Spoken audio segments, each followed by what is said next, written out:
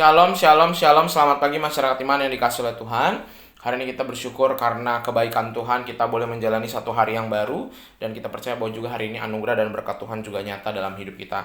Mari bersama-sama kita awali minggu ini, hari ini dengan bersyukur kepada Tuhan. Bersama-sama kita pujikan NKB 133, NKB 133. Bait yang pertama dan yang kedua kita akan mulai tanpa intro. NKB 133 bait pertama dan yang kedua kita pujikan syukur padamu ya Allah, kita mulai tanpa intro.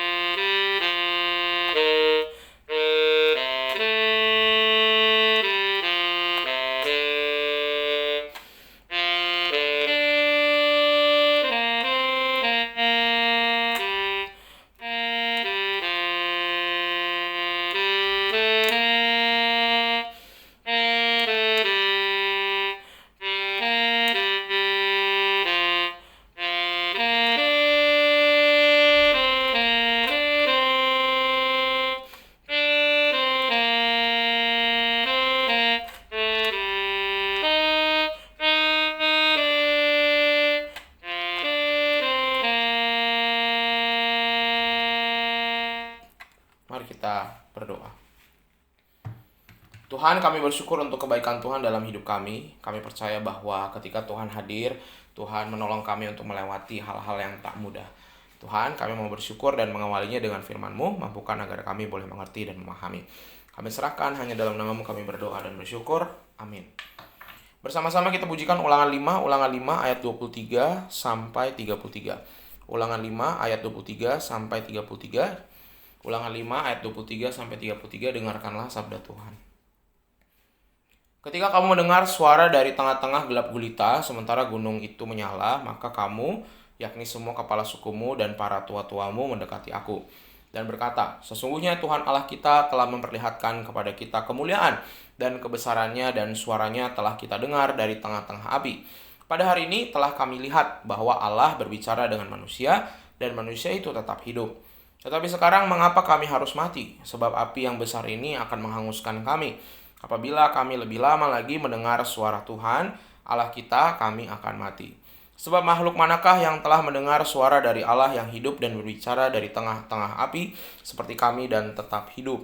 Mendekatlah engkau dan dengarkanlah segala yang difirmankan Tuhan Allah kita. Dan engkaulah yang mengatakan kepada kami segala yang difirmankan kepadamu oleh Tuhan Allah kita, maka kami akan mendengar dan melakukannya. Ketika Tuhan mendengar perkataanmu itu, sedang kamu mengatakannya kepadaku, maka berfirmanlah Tuhan kepadaku. Telah kudengar perkataan bangsa ini yang dikatakan mereka kepadamu. Segala yang dikatakan mereka itu baik, kiranya hati mereka selalu begitu, yakni takut akan Daku dan berpegang pada segala perintahku, supaya baik keadaan mereka dan anak-anak mereka untuk selama-lamanya.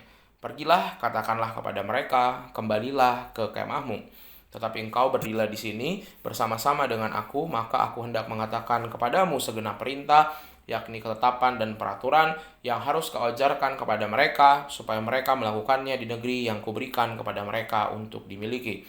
Maka lakukanlah semuanya itu dengan setia, seperti yang diperintahkan kepadamu oleh Tuhan Allahmu. Janganlah menyimpang ke kanan atau ke kiri, segenap jalan yang diperintahkan kepadamu oleh Tuhan Allahmu haruslah kamu jalani, supaya kamu hidup dan baik keadaanmu serta lanjut umurmu di negeri yang akan kamu duduki.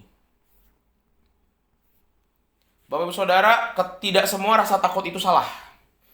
Ada ketakutan yang harus dipertahankan dalam menjalani kehidupan, yaitu takut akan Tuhan.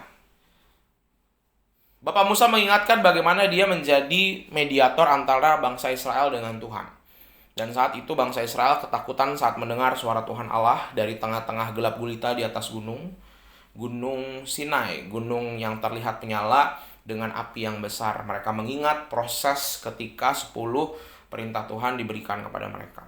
Orang Israel tidak berani langsung mendekati gunung itu sebab mereka takut mati. Kalau mereka datang, takutnya kedahsyatan Tuhan membuat mereka hilang nyawanya.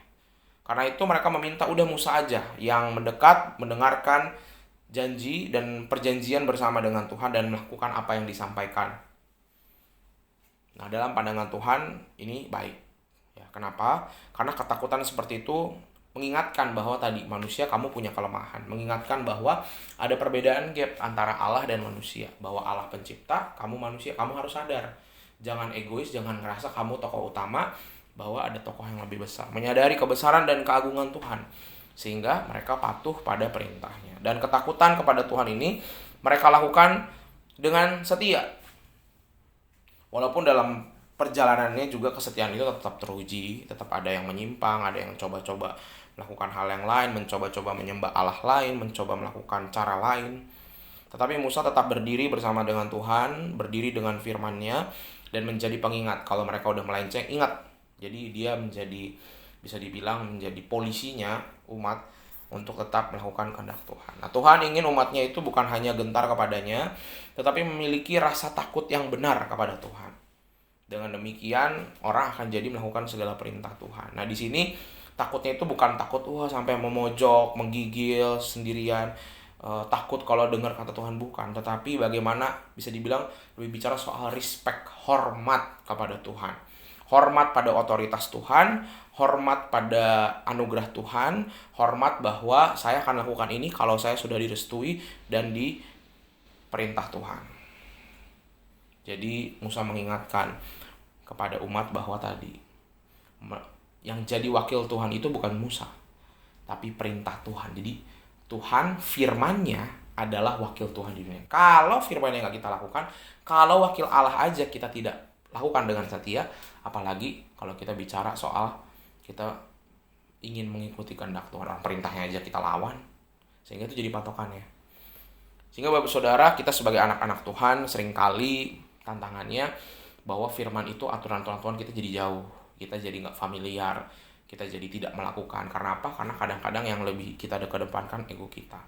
Mari sama-sama kita miliki rasa hormat pada perintah Tuhan, miliki rasa itu, sehingga peraturan dan perintah Tuhan harusnya kita bisa jalani dengan sukacita, bukan karena terpaksa, tetapi sungguh-sungguh kita bawa dalam hati kita dan pikiran kita.